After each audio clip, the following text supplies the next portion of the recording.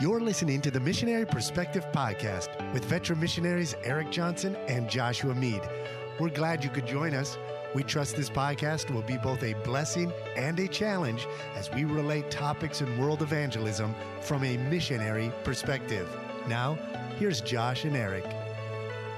Welcome to the Missionary Perspective Podcast. I'm Josh Mead. I'm here in person again with Erik Johnson, and we were able to reconnect. It's been over 16 years, as we mentioned in last week's podcast, since we've been in person. Of course, we've been doing the podcast together now.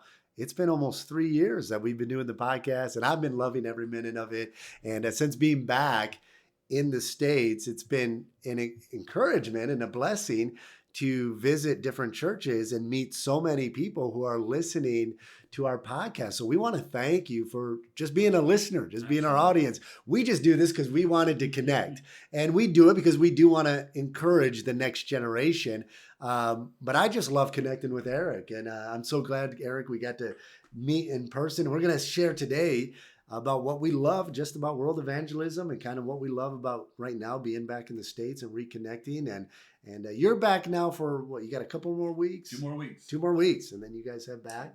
Very good. So you begin a little bit of rest and relaxation a little bit, visiting a couple churches as well. Absolutely. Very good. Sunday night, this Sunday night, which I'll have already been there when this airs, but I'll be at your sending church in Herndon, and I'm excited about it. It's been since, it's been maybe at least 10 years, I think, since we've been in person.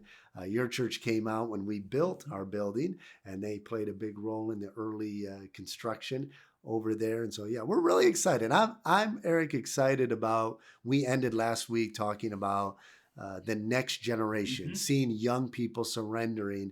And do you get a lot of young people wanting to come for mission trips to Dominican with the idea that I might want to serve? And yeah, we get that from time to time. We get a lot of mission groups that want to come, and then while they're there, a lot of young people are asking questions, and we do get people sometimes soliciting to come and take survey trips or maybe learn more about that. In fact, this summer we're going to be hosting some of our first interns for the first time. Not quite as extensive as you, but it's for us, it is very exciting to see that next generation of missionary being grown up, maybe listening to God's call. But as we kind of continue with this idea of us being very excited about missions, there's something that, as Josh and I think you kind of probably think like I do. I think of myself as more middle-aged right now. Not a young guy, not an old guy yet, but kind of middle-aged.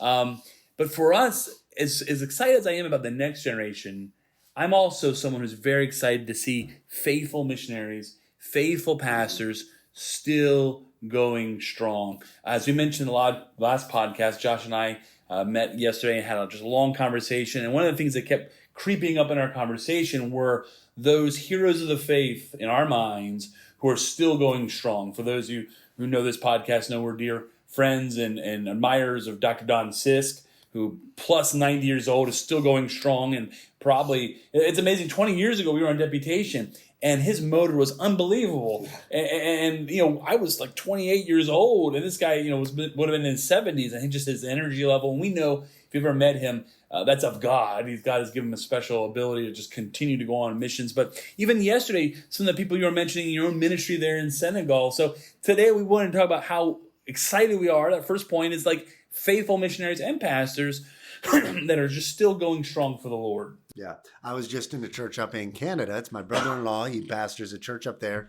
And I'm good friends with Bob Mack. Has done and still is doing a tremendous job in Ivory Coast. And if there's any missionary, if you're going to Africa, if there's any missionary, there's a lot of great missionaries in Africa. But if there's somebody that you want to model a ministry after, especially just early days of church planning and just kind of get a strong philosophy of ministry, you want to connect with Brother Mack. And I didn't know this, but somebody, Monroe Rourke, I hope I'm pronouncing that right, but somebody authored a book, wrote a biography about the Macks. It's called With a Purpose.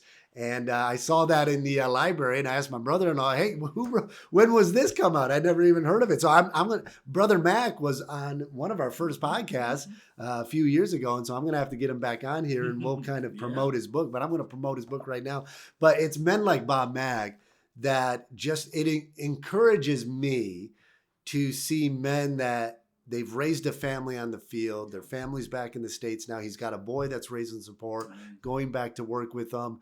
And he's got other kids that are working in different areas.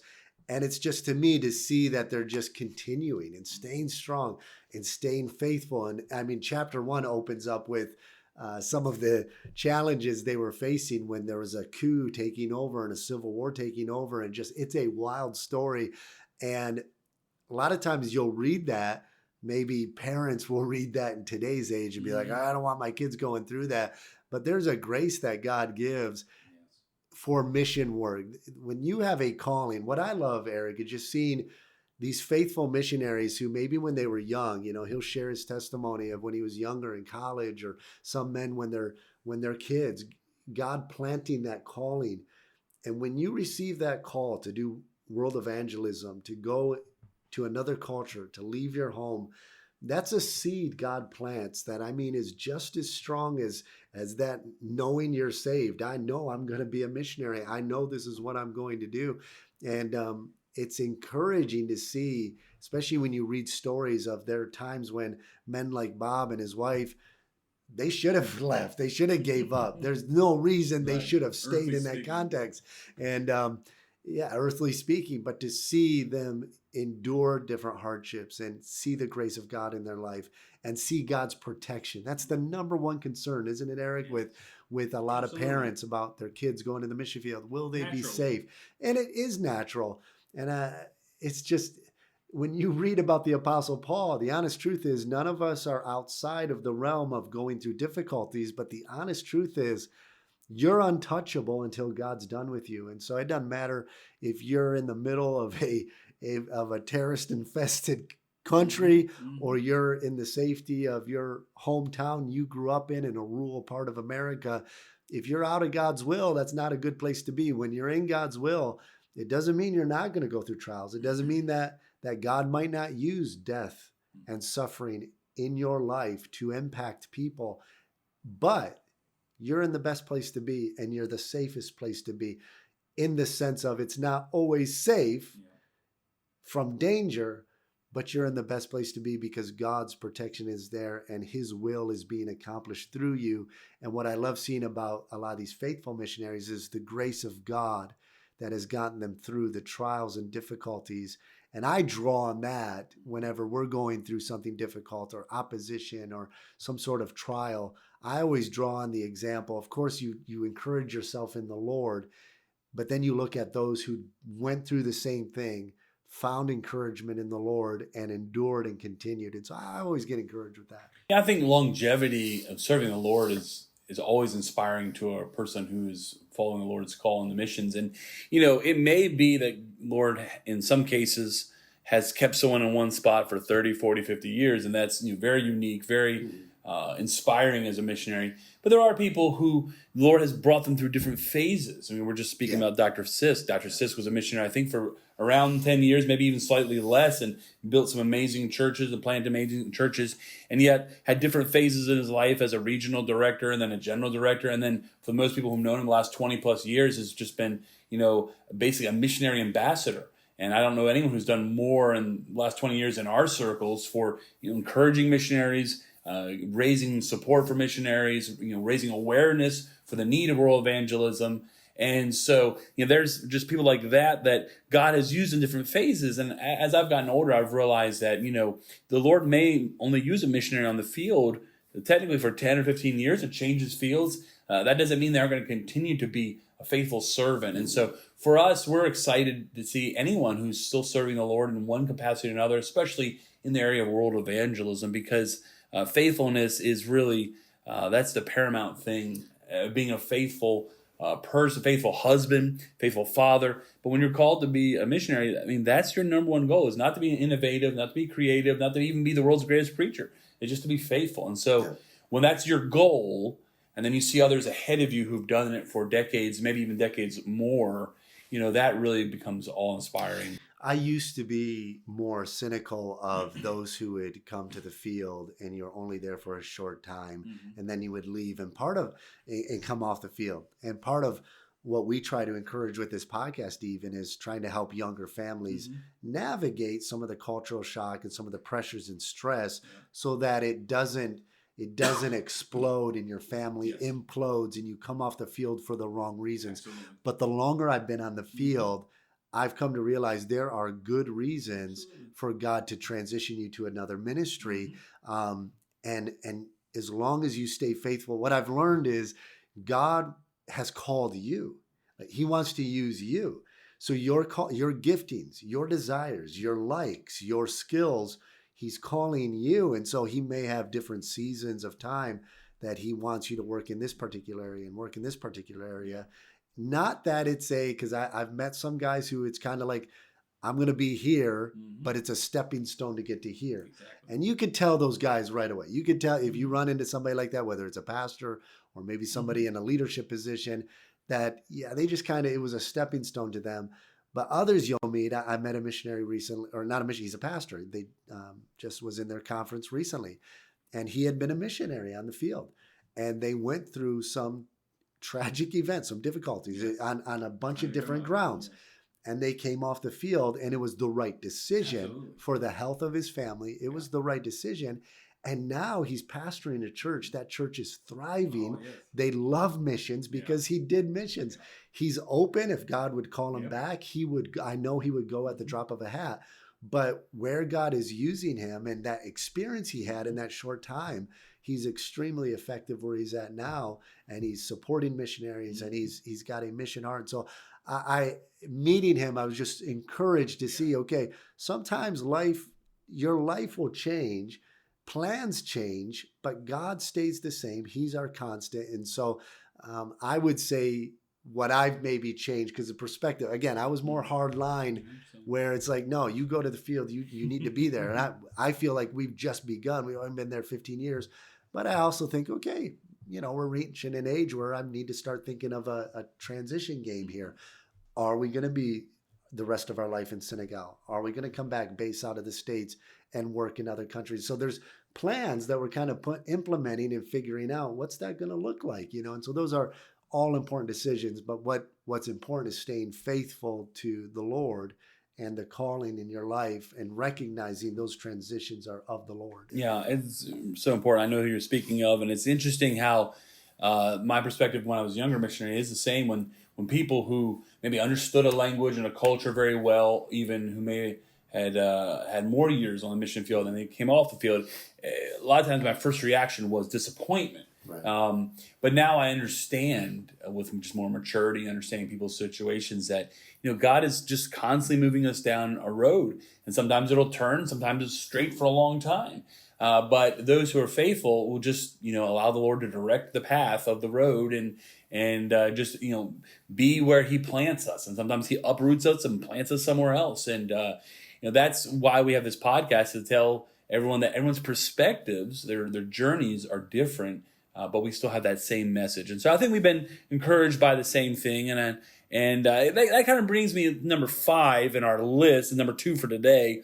But one of the things that's really exciting me about world evangelism, and I know this is right up your pike, is creative innovations in the area of supporting missionaries and equipping missionaries. I think there's just so much out there now with technology, and we're going to delve into some of the things that we've talked in the past, but maybe some people who are new to the podcast don't know how you have used technology and media to, I would say, expand in ways, but the creative ways that even people back here in the United States are using to reach and support missionaries on the mission field. I know of a gentleman we both know who kind of came up with a concept of, growing and selling coffee to support missions and national missionaries. We were telling you a story yesterday of a church that came up with this idea to have basically cornhole tournaments to raise money for missionaries. And not just like, once in a while, but like all the time. And just thinking outside of that box to do something that's great for the Lord. Yeah, I love that. There's a man in our sending church in Michigan. He started a business years ago. Pastor Todd, again, who we just interviewed, led him to Christ. He started a business out of his garage, basically a tech business. And I was talking with him just the other day. because he read the book that Jeff Buckman wrote. Mm-hmm. And he said, yeah, it was encouragement. But even before he read that book, years ago, as he was starting his business, he said, as he was growing in the Lord, he said, it hit me that this is for the Lord. So everything I do, I'm committing to the Lord, and I'm going to use this business to support God's work. And he now owns 6 different businesses. I believe it. And he said, you can't outgive God. He said, as soon as I committed to the Lord and implemented that, he said the business took off, and the growth was exponential. It was unbelievable how God has blessed him and how he's used that to be a blessing to others, and not just missions, but he'll help people that have needs in the church and different things. So it's been neat to watch, and you meet different people like that who have figured out that, hey, this is God's work, and maybe God's not called me even into full-time ministry, but I can make an impact on his work by using my gifts and my skills and dedicating that to the Lord. And if the Lord wants to bless my business, then I'm going to give it back and bless the Lord through that. So yeah, I've been encouraged as we've traveled to meet and just see different churches that are using different unique means and methods to reach people, and different outreach, even the way they do different meetings at the church. They're just the way they're engaging their community. I'm seeing, and probably even connecting with you. Oh, sure. More. I mean, I think the pandemic probably brought this out more than ever. But one of the things I'm very thankful for, and I think we don't have a lot of churches, I feel like, that are kind of berate us to come visit them if we haven't been there a long time. And in some churches, I'm even ashamed to say it's been over a decade that we've been able to visit them. And there's lots of reasons for that. None of it's laziness. It's just been on the field staying at it. But churches, I think, with their creativity, their understanding of technology, understanding of being able to show some media presentation or have a Zoom call or have something pre-recorded, I'm encouraged when churches realize the value of that, and oftentimes maybe even the savings of money and time. Yeah. Now, we truly do understand the need to be face-to-face and make those connections, and we love that. Like, Josh and I very much do like to be in churches and to tell people. I think we like to be enthusiastic about what the Lord is doing, and we want to see more missionaries called into the service, and we want to be thankful to those who support us. But I am also very thankful for those who are creative and having ways where we can tell them exactly what's going on, with sometimes not having to be right there with them. Well, I would say to the veteran missionary who's going on furlough that you can implement a lot more intentionality in how you schedule your furlough. Absolutely. And you can schedule maybe shorter furloughs and just kind of restructure according to your needs, according to your family needs. Structure your furlough accordingly. There's no cookie cutter. You've got to be 4 years on the field, 1 year off. There's a lot of different ways that churches are realizing, with the ease of travel and with media, we're able to update and stay in touch with churches more so. There are some churches that I just visited this furlough that we haven't been to since deputation, but everybody was up to date with what's going on in our ministry. And I can't tell you how encouraging that is. And so what I mean by a missionary, you can plan your furlough intentionally. What I mean by that is, if you're coming back, like, is there a specific project? Are you trying to recruit young people, and then plan it accordingly? And so if a church, when we did this furlough, it's one of the rare year-long furloughs that we do. So I just wrote all of our churches and said, if you would like us to be in person, I'll schedule you, prioritize. We'll put you in. And I only had maybe 5 churches that said, we would like you here for our conference. So I put that down immediately. Other churches said, no, you don't have to come, if you don't want to. And so I thought, okay, I'm going to schedule churches where I know there's maybe more young people, or maybe there's a Bible college connected to it. Make an influence. Yeah. Or we're raising funds for this project. So I feel like being in person, I'm going to be able to present that need and answer questions. But at the same time, even before we came back on furlough, we were able to raise almost $60,000 while being on the field, just sending videos and letters. And so being in person, obviously, I think it's better being face-to-face, being able to present that. But again, like I said, if you're a missionary going on furlough, you can be much more intentional instead of feeling like I got to hit every church and wearing yourself down to the bone. Most churches, you're right. It's not that they don't want you there, but it's, hey, they understand, and we can get a video update. In fact, when I finish this furlough, Eric, I'm going to look at all the churches that support us that I wasn't able to visit on this furlough, and I'm going to take our missionary video. I'm going to do a custom introduction to each church, add that to the video, and then send a custom video to the churches we haven't been to. So then when they present it on a Wednesday night or a Sunday night, whenever they present it, we're giving a custom introduction, addressing the church, and then it goes into our video update. And what's great with that is it almost feels like you were there, even though you weren't. But yeah, so I think there's take advantage of those things as missionaries. I think it's exciting too. With there's a lot of bad things about social media, but one of the good things is that connectivity you have to not only churches but people who are in those churches. Right. And for me, it's often funny. I'm sure you still do what we consider an old school prayer letter. And we still do that too. We still do prayer letters we send out. But truth be told, by the time people get prayer letters, it's basically old news. Yeah. It's like a newspaper, you know what I mean? If people are paying attention to our Facebook page, where we put mostly just ministry videos on and maybe updates and prayer requests, things like that, that when we go into churches, people who have paid attention to our ministry are very clued in that when we get up and tell people what's been happening the last 2 or 3 years, they know what happened last week. Yeah. And I think that's a blessing. I'm very excited about that. And I know we're drawing this to a close, and we'll kind of finish with this. And this is kind of more of your expertise, but kind of continuing with that vein, technology and media providing new ways to reach people. We've talked about this in different episodes. Josh has a lot of special episodes where he's used YouTube and TikTok and Instagram to connect with literally hundreds of thousands of people, oftentimes in a specific language. But even what we're doing, this medium now, if you're listening to this now, it's because you are somewhat technology savvy and have sought after a missionary podcast. And so for me, just anecdotally, as I'm mentioning before, and you were saying this, coming back on furlough and talking to almost every single church, someone who listens to this podcast, and very often not the pastor, right, some random church member, maybe a deacon, maybe a Sunday school teacher.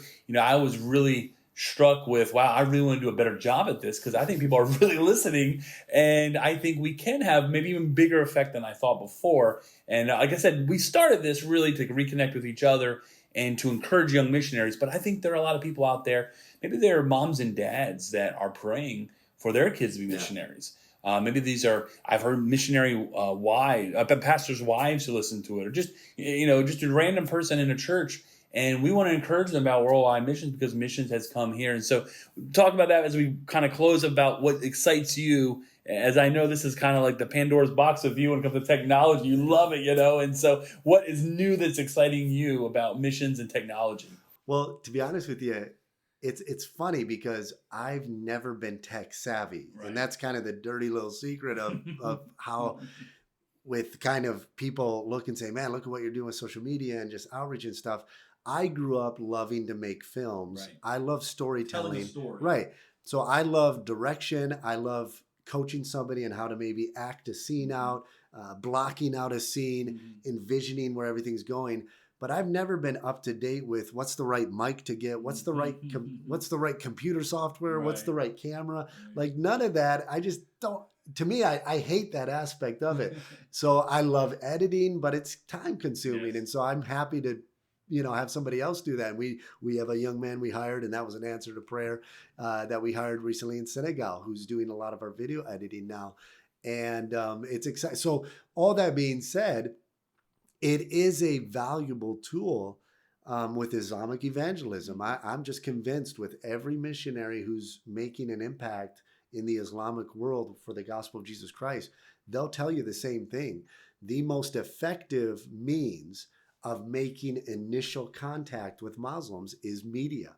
And I have met and listened to different podcasts, and I've met different missionaries where their primary outreach is some sort of medium like social media. And I think I didn't share a lot in our early days when we were using social media, because I didn't want people thinking that's all we did, because it's not all we do. We're church planting missionaries, but just like any church planter, you have different skill sets, you have different means of outreach that you employ. But But the way I viewed it when we entered into it is, well, every generation has mediums by which they communicate. The radio, I just wonder, when the radio was invented, did Baptist preachers get up and say, bless God, we're not going to use this radio, it's of the devil and all that? We probably did. It's good to be cautious and say, I'm not sure about this. When Facebook came out, a lot of people preached, be careful, because there are dangers to it. Absolutely. But mediums of communication are just that. It's just a medium that is a tool that can be used for good or bad. And we've allowed in the past, the charismatic movement have been the ones who jump immediately on any new technology or medium, and they get their message out immediately. And we're always a little hesitant, and for good reason. We've been, I think, hesitant. Testing things. Right. But I'm excited to see just the generation. Since we've been back on furlough, Eric, I've been sharing more about just the extent of our media ministry and the reach. And I've been encouraged by pastors just responding, saying, man, we had no idea. This is incredible. This is so exciting. I was with a pastor in a church, and when I went up I was preaching for him, and he said, be sure to mention how many we're reaching. Right now, we reach 1 million people a month with our outreach, our broadcasts. My goal is within a couple months, I'd like to be at 1 million followers. We're at about 750,000 followers right now on all our platform.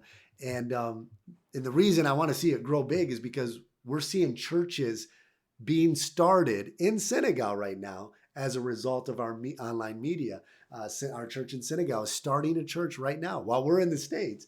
They're starting a church that was a result of somebody finding us online and asking our pastor and some of the men to come and start a Bible study in their house. And they've got a small house church that have started now. And so that's, again, it's all about church planning, and media can be used effectively to do church planning, and media can be effective in communicating with your supporters. And we're talking about different unique means in which people are reaching people, media as well. We can get into countries that I can't even go to. Right. Missionary just wrote me and said, hey, the country he was a missionary in for 40 years just shut down his radio program that's been running since the 80s. And he said, I'd like you to help my national pastors move over to social media. And I happen to have a few contacts that we've already trained who go into that country and work with a particular ethnic group in that country where they're seeing a lot saved. And so we're going to start making those connections, helping his men get set up so they can start sharing and getting online, because it's just the reach is unlimited with the people you can reach. Yeah. So I'm excited to see a younger generation that are savvy with these things. I'm having, I've had young guys come in who I love doing the storytelling. I write scripts, we write stories, we do all that. And then we'll have visitors come or young people come. They're like, oh, I know how to do that. Or this is the camera you should use and all that. And I'm like, man, come and work with us. You can use your gifts and your skills as part of this team. Because, any sort of media, if you do filmmaking, you look at the end credits, there's 1 million names that are scrolling by. It takes a village just to create, a 2-hour feature length film. And so I'm excited about just the partnership, the churches that are getting excited, how we can use media to continue to maintain effective communication with our supporting churches, as well as impact the world with the gospel of Jesus Christ. And so you're not, you would say, and I think we talked about this, you're not like, when it comes to media, creating content, that's just not your ballpark. But I would say, as a missionary, you still use social media to communicate. And you'll just, even if it's something as simple as putting your phone up and saying, hey, here we are. I love that. You'll give updates. And I encourage missionaries, do that. Keep people updated. So we've talked about this yesterday. There's an idea of understanding who's a director and who's a producer. And directors have creativity and they know what they want to do. And a producer usually helps facilitate that. Josh has helped us create content our own because of his skills and abilities. And I think that is true. I think just getting the message out, what's going on, and even the simplistic ways you can to just let people know that you are excited about serving the Lord, what's going on, things are happening. People truth be told, people do not have unrealistic expectations for you as a missionary. Right. I think sometimes we can put that on ourselves. But for us, it's enjoyable to share with people, what spiritual rewards are being added to their account. And so we love that. I love seeing technology that's going out. I love to see the reach. When you can reach 1 million people in a short amount of time, that's generations. And with the kind of things Josh are doing, these aren't silly. This is giving the gospel out in clear ways, opening doors and barriers. And there are people listening to our voice who can do the same thing in other languages. And I know we're wrapping up now, but I want to kind of even plant a seed for the future. I think it would be fun to do even a more fun, lighthearted podcast to talk to the young people and tell them some of the fun things we get through as missionaries. Yesterday, we got to share, and I won't get into it now, but some of the things Josh has been able to do with Instagram to make connections in other cultures that he's going to even do today by going to a restaurant, a Senegalese restaurant. I have a million stories. And even yesterday, I'm getting texts from people who are in a different world, a baseball world, who want to connect with us. And I think that is the thing I always try to tell young people. One of the greatest lies of Satan is that if you surrender to the Lord, you become a missionary. Like this idea that surrendering to the Lord, the worst thing that can happen to you is become a missionary. You go live in a hut in a third world country. It's like, well, maybe you'll live in a hut. I don't really know any missionaries who live in a hut. But the people who love serving the Lord, who've been called to be missionaries, they're some of the happiest people I know. Yeah. They have some of the coolest stories I know. And I think that's what I want to do in this podcast, is even tell people, man, it's awesome serving the Lord. He opens doors you can't imagine, and it brings a joy. And I think young people need to hear that. And if they truly understand that, I think the fear of the unknown, unsafety, things like that might go down. And so that's why I'm excited about missions today. The missionaries that I've met that have been on the field the longest and are still just as passionate and excited about the ministry they're called into as they were when they were raised in support. I think the secret that they've learned is, I'm not in this country to build a ministry. Right. I'm here to plant my life and build my life here.